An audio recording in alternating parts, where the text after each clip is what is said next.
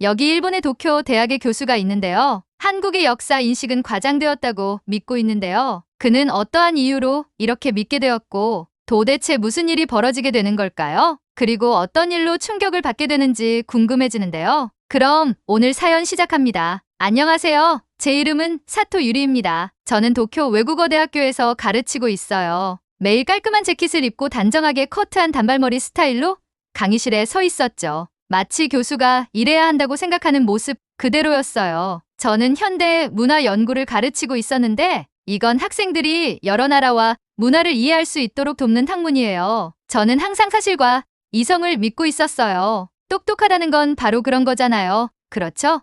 증거를 살펴보고 신중하게 생각한 다음 결론을 내리는 거죠. 적어도 저는 그렇게 스스로에게 말하고 있었어요. 하지만 진실은 그렇게 간단하지 않았죠. 저는 한국에 대해 특정한 것들만 믿고 다른 것들은 무시하고 있었어요. 일본과 한국 사이의 문제, 위안부나 독도 분쟁 같은 뉴스를 들을 때마다 저는 속으로 그들은 그냥 너무 감정적으로 반응하고 있을 뿐이야 라고 중얼거리고 있었죠. 제 학생들이 한국 음악이나 드라마에 열광할 때면 속으로 그냥 곧 사라질 유행일 뿐이야 라고 생각하고 있었어요. 이렇게 사는 게 안전하게 느껴졌어요. 제가 믿는 것을 통제할 수 있었거든요. 제 세계에서는 모든 것이 이치에 맞았죠. 수업 후 어느 날까지는요. 몇몇 학생들이 수업이 끝난 후에도 남아있는 것을 발견했어요. 그들은 제 수업 교재가 아닌 책들을 들여다보며 모여 있었죠. 궁금해진 저는 그들에게 다가갔어요. 뭘 그렇게 열심히 공부하고 있어요? 제 수업과 관련된 것일 거라 생각하며 물었죠. 한 학생이 반짝이는 눈으로 고개를 들었어요. 한국어예요, 사토 교수님. 내년에 한국으로 유학 갈 계획이에요. 이 말을 들었을 때 제 안에서 이상한 일이 일어나고 있었어요. 짜증도 나고 혼란스럽기도 했죠. 작은 의문이 제 마음속에서 깜박이고 있었어요. 왜 하필 한국을 선택한 걸까? 일본에도 훌륭한 대학들이 많은데. 하지만 이런 생각들은 입 밖으로 내지 않았어요. 그저 공손하게 미소 지으며 고개를 끄덕였을 뿐이죠. 제 편안한 세계에 진짜 도전이 찾아온 건 그 주말이었어요. 매달 하는 것처럼 부모님 댁을 방문했는데 이번에는 아버지의 모습이 달라 보였어요. 예전에 아버지는 키가 크고 강인하셨어요. 마치 오랫동안 역사를 가르치셨던 선생님다운 모습이었죠. 하지만 이제는 휠체어에 몸을 구부정하게 앉아 계셨어요. 몸은 말랐고 계속 기침을 하고 계셨죠. 머리카락은 제가 기억하는 것보다 더 하얗게 변해 있었고 어깨는 더 좁아 보였어요. 언제 이렇게 약해지셨을까요? 어떻게 이런 변화를 알아차리지 못했을까요? 차갑고 무거운 죄책감이 저를 덮쳤어요. 저는 제 일과 연구에 너무 바빠서 아버지가 얼마나 변하셨는지 주의를 기울이지 못하고 있었던 거예요. 갑자기 아픈 생각이 머리를 스쳤어요. 아버지와 함께할 시간이 얼마 남지 않았다면 어떡하지? 아버지가 예전에 다른 나라로 여행 가는 것에 대해 이야기하셨던 것이 생각났어요. 세계를 볼 많은 꿈이 있으셨죠. 하지만 저를 키우고 제 교육비를 대기 위해 그 꿈들을 접어두셨어요. 지금의 아버지를 보며 깊이 생각하지 않고 결정을 내렸어요. 아버지, 제가 말했어요. 예전에 항상 해외여행을 가고 싶어 하셨잖아요. 제 강의 휴식 기간에 함께 휴가를 가요. 아버지는 부드럽게 웃으시며 고개를 저으셨어요. 이제는 그럴 에너지가 없단다, 유리. 하지만 제 마음은 이미 정해져 있었어요. 그리고 이상하게도 어디로 가야 할지 생각했을 때 딱 한 곳만 떠올랐어요, 한국. 제가 오랫동안 거리를 두었던 바로 그 나라였죠. 이건 논리적으로 말이 안 됐어요. 왜 하필 한국의 아버지를 모시고 가고 싶은 걸까요? 어쩌면 한국어를 공부하는 학생들을 봤기 때문일지도 몰라요. 아니면 마음 깊은 곳에서 한국에 대해 더 잘 이해해야 할 필요가 있다는 걸 알고 있었는지도 모르죠. 또는 예상치 못한 일을 하고 싶었던 걸지도 몰라요. 제 안전하고 통제된 삶에서 벗어나는 무언가를요. 이유가 무엇이든 저는 평소의 사실과 논리로는 설명할 수 없는 한국으로의 끌림을 느끼고 있었어요. 그건 약간 무섭기도 했지만 동시에 흥미롭기도 했죠. 이 여행은 너무 늦기 전에 아버지와 다시 연결될 기회가 될 수 있었어요.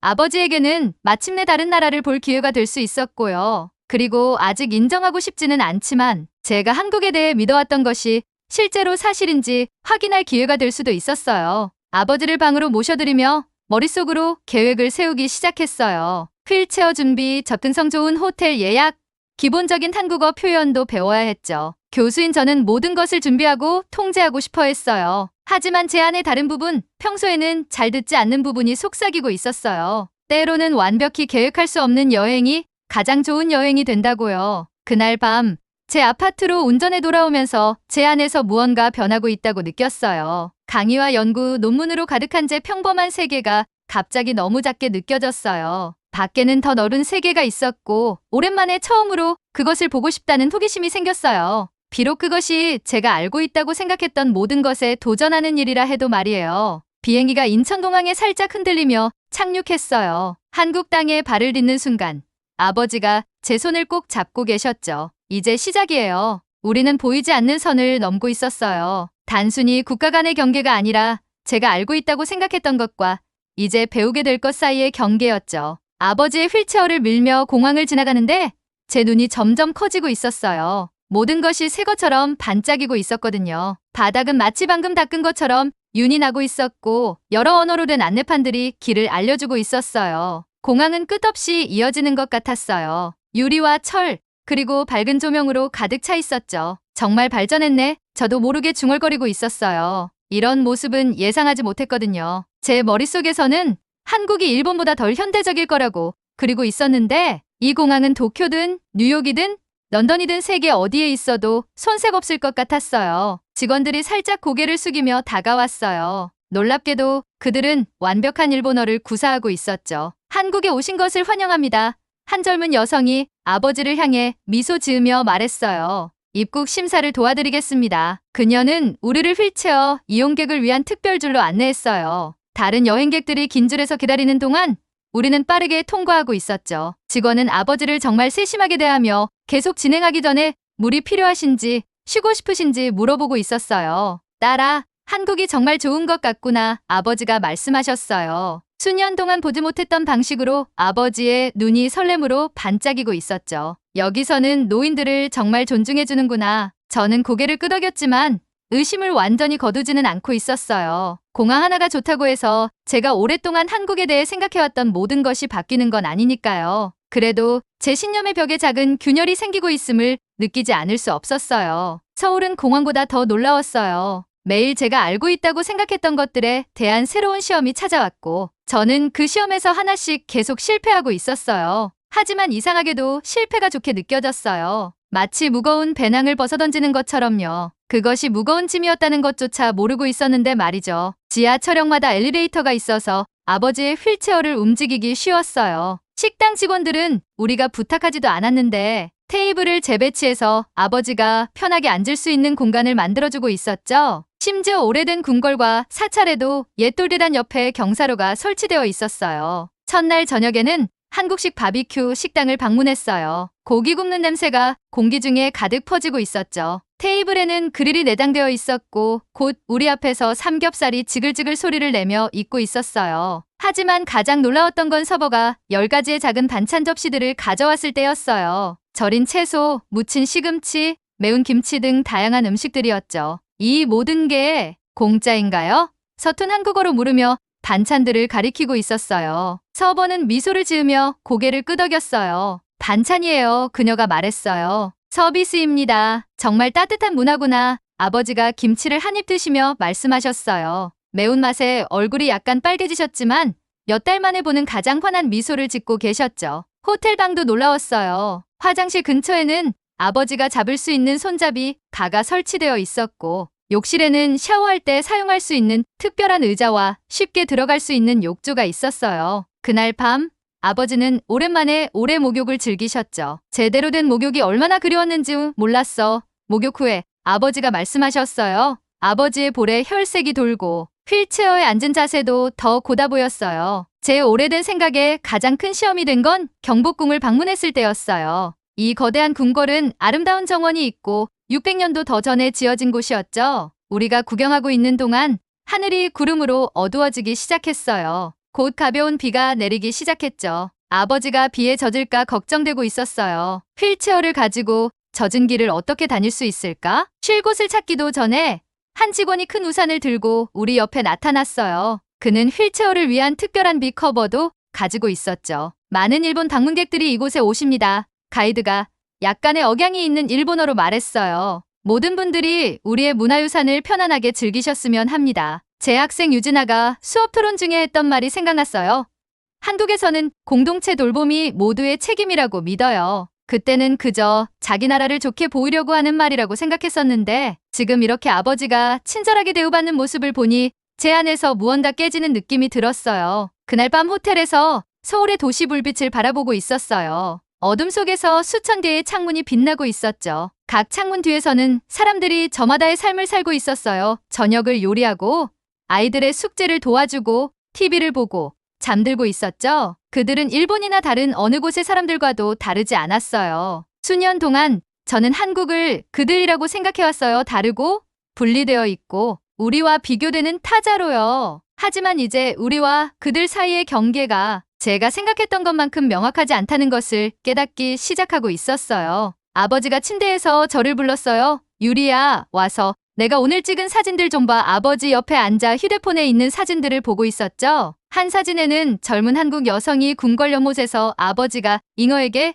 먹이를 주는 것을 도와주고 있었고, 다른 사진에서는 길거리 음식 판매자가 아버지에게 한국어로 맛있다를 어떻게 말하는지 가르쳐주며 웃고 있었어요. 내 언어를 못하는 사람들과 이렇게 많은 친구를 사귀게 될 줄은 몰랐구나. 아버지가 말씀하셨어요. 저는 고개를 끄덕이며 묘한 감정이 섞여 있음을 느끼고 있었어요. 아버지가 즐거워하시는 모습이 기뻤지만 동시에 불편함도 느끼고 있었죠. 우리가 만나는 친절한 사람들 하나하나가 제가 믿어온 것에 도전장을 내밀고 있었어요. 모든 도움의 손길이 저 자신에게 의문을 품게 했죠. 마치 거울을 보는데 내가 생각했던 모습과 다른 사람을 보는 것 같았어요. 아버지가 잠드신 후에도 저는 깨어있으며 생각에 잠겨 있었어요. 어쩌면 이 여행에서 제 가장 큰 적은 한국이나 한국 사람들이 아닐지도 모르겠어요. 제가 오랫동안 가지고 있었던 생각들, 그들이 누구이고 우리가 누구인지에 대한 생각들일 수도 있어요. 어쩌면 진짜 시험은 새로운 장소를 보는 게 아니라 새로운 눈으로 보는 것일지도 모르겠어요.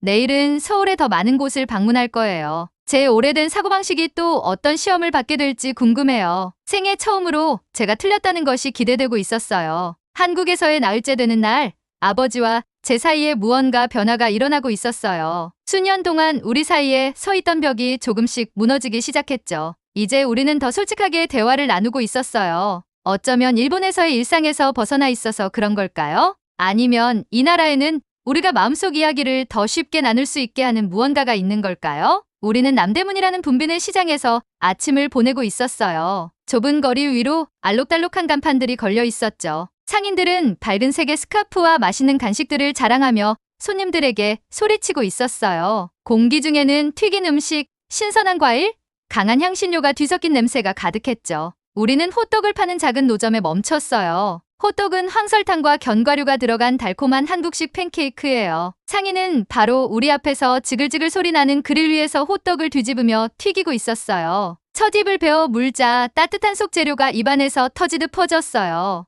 아버지는 눈을 감고 그 맛을 음미하고 계셨죠. 여행하는 게 두려웠단다. 갑자기 아버지가 손가락에 묻은 설탕을 핥으며 말씀하셨어요. 내 건강 때문이 아니라 너에게 짐이 될까봐 그랬어. 아버지의 말씀이 마치 배에 주먹을 맞은 것처럼 저를 강타했어요. 이 모든 시간 동안 저는 제가 강하고 독립적이라고 생각하고 있었죠. 모든 것을 완벽하게 챙기고 있다고 생각했어요. 하지만 실제로 제가 하고 있었던 일은 아버지가 자신을 그저 의무감, 제가 처리해야 할 책임처럼 느끼게 만드는 것이었어요. 아버지는 절대 제게 짐이 될 수 없어요. 눈에 눈물이 고이는 것을 느끼며 말했어요. 저는 특히 공공장소에서는 거의 울지 않는 편이에요. 하지만 지금은 누가 보든 상관없었어요. 더 일찍 이러지 못해서 정말 미안해요. 아버지는 손을 뻗어 제 손을 토닥이셨어요. 우리는 더 이상 이에 대해 말하지 않았지만 우리 사이에 무언가가 변했어요. 새로운 솔직함이 우리 관계에 자리 잡았는데 이전에는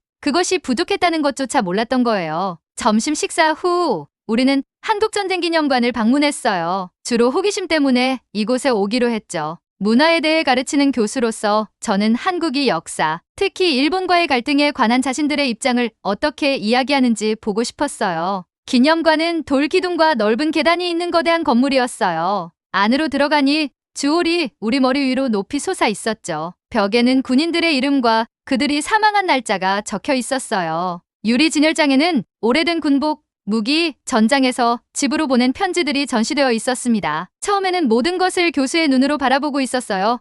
전시물이 어떻게 배치되어 있는지 분석하고 어떤 사건이 다른 것보다 더 많은 관심을 받는지 주목하면서요. 하지만 일본의 한국 식민 통치에 관한 섹션으로 이동하자 아버지가 조용해지는 것을 알아챘어요. 평소에 호기심 많은 질문이 멈췄고 이전에 본 적 없는 표정으로 사진과 유물들을 응시하고 계셨어요. 무슨 일 있으세요? 휠체어 옆에 몸을 숙이며 물었어요. 아버지는 슬픈 눈으로 저를 올려다보셨어요. 나는 40년 동안 역사를 가르쳤다 속삭임보다 조금 큰 목소리로 말씀하셨어요. 하지만 나는 학생들에게 여기서 일어난 일의 전체 진실을 가르치지 않았어. 처음에는 이해가 가지 않았어요. 무슨 뜻이세요? 일본 교과서는 우리의 역할을 미화하지, 아버지가 설명하셨어요. 실제보다 더 끔찍하게 들리도록 만들어. 난 마음 한구석에서는 항상 알고 있었지만 한국인의 관점에서 보니 아버지의 목소리가 사진으로 가득한 벽을 바라보며 점점 작아졌어요. 사진들은 집에서 강제로 쫓겨나는 한국 가족들을 보여주고 있었어요. 공장과 광산에서 끔찍한 환경으로 일하는 사람들의 사진도 있었죠. 한 전시물은 점령 기간 동안 한국 문화와 언어가 어떻게 금지되었는지 보여주고 있었어요. 제 첫 반응은 일본을 변호하는 것이었어요. 이 전시물들의 의문을 제기하고 싶었죠. 희생자 수가 정확한가? 이 이야기에는 다른 측면도 있지 않은가? 모든 나라가 자국 역사를 말할 때 편향되어 있지 않은가? 이런 방어적인 생각들이 머릿속을 스쳐 지나갔지만 저는 말하지 않았어요. 대신 아버지의 얼굴을 지켜보고 있었죠. 거기서 보이는 고통이 제 입술에 닿기도 전에 제 논쟁을 막아버렸어요. 이건 논쟁에서 이기거나 누가 옳은지 증명하는 문제가 아니었어요. 인간의 고통에 관한 것이었죠. 고통에는 국적이 없다는 것을 이해하는 것이었어요. 역사를 단지 책과 강의를 통해서가 아니라 그것을 실제로 겪은 사람들의 눈을 통해 보는 것이었어요. 우리는 점령 기간 동안 사망한 민간인의 이름이 나열된 추모의 벽 앞 벤치에 함께 앉아 있었어요. 너무나 많은 이름들이 있었어요. 수천, 수만의 이름들. 각각은 모두 아버지와 저처럼 희망과 꿈을 가진 사람이었죠. 몰랐어요. 작게 속삭였는데 아버지에게 말하는 건지 저 자신에게 말하는 건지 확실하지 않았어요. 아버지는 천천히 고개를 끄덕이셨어요. 우리 대부분은 모르거나 알고 싶어 하지 않아. 그게 더 쉬우니까. 우리는 말없이 오랫동안 그곳에 머물며 그저 이름들을 바라보고 있었어요. 제 안에서 중요한 무언가가 일어나고 있음을 느꼈어요. 우리 여행의 가장 큰 도전은 역사에 대한 한국의 관점을 마주하는 것이 아니었어요. 그것은 저 자신과 제가 뒤에 숨겨왔던 편안한 믿음들을 마주하는 것이었어요. 그날 저녁 호텔로 돌아와서 아버지는 감정적으로 고된 하루에 지쳐 일찍 잠드셨어요. 저는 창가에 서서 도시의 불빛을 바라보고 있었죠. 이제 서울은 저에게 다르게 느껴졌어요. 더 이상 그저 제가 방문하는 외국 장소가 아니었어요. 그것은 더 큰 의미를 가지게 되었죠. 제가 피해왔던 저 자신에 대한 진실을 보여주는 거울 같았어요. 일본에 있는 제 학생들에 대해 생각했어요. 얼마나 많이 은근히 그들의 한국에 대한 관심을 꺾었나요? 얼마나 자주 진정으로 귀 기울이지 않고 한국의 관점을 무시했나요? 오늘 제가 직면한 시련은 산을 오르거나 강을 건너는 것과 같은 물리적인 것이 아니었어요. 그보다 더 어려웠죠. 제 자신의 마음을 들여다보고 제가 그곳에 쌓아둔 벽을 보는 것이었어요. 때로는 우리가 안다고 생각하는 것이 이야기의 절반에 불과하다는 것을 인식하는 것이었습니다. 휴대폰을 꺼내 지금까지의 여행 사진들을 보고 있었어요. 거리 공연자가 춤을 추는 것을 보며 미소 짓는 아버지의 모습이 있었고 궁궐 연못에 비친 우리 둘의 모습도 있었어요. 아버지의 의자를 위해 추가 쿠션을 가져다 준 친절한 식당 주인의 모습도 있었죠. 이제 이것들은 더 이상 단순한 휴가 사진이 아니었어요. 그것들은 새로운 시각의 시작이었죠. 우리 둘 모두를 위한. 내일은 한국에서의 마지막 온전한 하루예요. 어떤 새로운 발견이 있을지 궁금해요. 생애 처음으로 저는 제 믿음이 도전받는 것이 두렵지 않았어요. 진정한 강함은 항상 옳은 것이 아니라 변화할 만큼 용감한 것임을 이해하기 시작하고 있었어요. 서울에서의 마지막 저녁, 우리는 좁은 골목길에 있는 작은 가족 식당을 찾았어요. 그곳은 테이블이 6개밖에 없었는데 모두 밝은 빨간색 테이블보로 덮여 있었죠. 벽에는 웃고 있는 가족들의 사진이 걸려 있었어요. 식당 안에는 마늘, 향신료, 그리고 부엌에서 조르르고 있는 달콤한 무언가의 냄새가 가득했어요. 한 노인 여성이 문 앞에서 우리를 맞이했어요. 그녀의 얼굴은 말린 사과처럼 주름져 있었지만 눈은 따뜻함으로 반짝이고 있었죠. 휠체어에 앉아있는 아버지를 보자 그녀는 서둘러 다가왔어요. 아버지의 등을 위한 추가 쿠션을 가져오고 테이블에 편안하게 앉을 수 있도록 의자를 조정해 주었죠. 당신은 내 아버지가 생각나요. 그녀는 서툰 일본어로 말하며 말로 설명하지 못하는 부분을 손짓으로 도와가며 이야기하고 있었어요. 그녀는 우리에게 된장찌개를 가져다 주었어요. 된장으로 만든 국에 채소, 두부, 버섯이 가득 들어있었죠. 그릇에서는 김이 올라오고 있었고 그 김은 풍부하고 구수한 냄새를 품고 있었어요. 국은 짭짤하고 약간 매콤했는데 한국에서의 마지막 밤을 위한 완벽한 음식이었죠. 우리가 먹고 있는 동안 저는 아버지를 바라보았어요. 이 작은 식당의 무언가가 집에서 만든 듯한 음식과 친절한 주인이 아버지의 마음을 깊이 감동시킨 것 같았어요. 아버지의 눈에 눈물이 고이기 시작했고 그 눈물이 주름진 뺨을 따라 조용히 흘러내려 테이블보 위로 떨어지고 있었어요. 무슨 일 있으세요? 어디 아프세요? 여행 중에 너무 무리하셨나 걱정하며 물었어요. 아버지는 고개를 저으셨어요. 이렇게 나이 들어서 이런 존중받는 느낌을 받을 줄은 몰랐구나. 목소리가 살짝 떨리며 말씀하셨어요. 일본에서는 점점 투명인간이 된 것 같았어. 마치 내가 사회의 짐만 되는 것처럼 말이야. 하지만 여기서는 다시 인간다움을 느끼고 있어. 아버지의 말씀이 고요한 연못에 돌을 던진 것처럼 저를 강타했어요. 이해의 파문이 저를 통해 퍼져나가고 있었죠. 제가 수호하고 여러 면에서 우월하다고 생각했던 제 나라가 아버지가 늙고 약해졌을 때 그를 실망시켰어요. 그리고 제가 무시하고 불공정하게 판단했던 한국이 아버지에게 존엄성을 되돌려주었죠. 이것이 우리 여행에서 얻은 보상이었어요. 고통스럽지만 귀중한 진실. 제 세계관이 좁았다는 깨달음, 그리고 그것이 제가 한 번도 의무시하지 않았던 자부심과 추측에 의해 형성되었다는 사실. 저는 테이블 너머로 손을 뻗어 아버지의 손을 잡았어요. 다시 올게요. 약속했어요. 그리고 집에 돌아가면 달라질 거예요. 다음 날 아침 우리는 도쿄로 돌아가는 비행기에 탑승했어요. 비행기가 이륙하면서 저는 서울이 우리 아래에서 점점 작아지는 것을 지켜보고 있었어요. 한강은 도시를 가로지르는 은빛 실처럼 변했고 높은 건물들은 작은 사각형으로 변했죠. 그리고 구름이 모든 것을 덮자 한국은 시야에서 사라졌어요. 하지만 한국은 제 마음에서 사라지지 않았어요. 오히려 이전보다 더 선명하게 느껴지고 있었죠. 도쿄로 돌아가는 비행은 마치 한 세계에서 다른 세계로 건너가는 느낌이었어요. 착륙했을 때 모든 것은 우리가 떠났을 때와 똑같아 보였어요. 익숙한 스카이라인, 효율적인 철도 시스템, 제 모든 책이 주제별로 정리된 깔끔한 아파트. 하지만 저는 같은 사람이 아니었어요. 제 안에서 근본적인 무언가가 변화했어요. 귀국 후 몇 주는 분주했어요. 저는 대학에서 강의를 재개했고 아버지는 집에서 조용한 일상으로 돌아갔죠. 표면적으로는 삶이 이전처럼 계속되고 있었지만 내면에서는 변화가 일어나고 있었어요. 저는 제 교육 과정을 변화시켰어요. 한국 문화를 은근히 무시하는 대신 일본과 한국 사이의 문화 교류에 관한 새로운 강의를 만들었죠. 한국에서 초청 연사를 불러 학생들에게 이야기하게 했어요.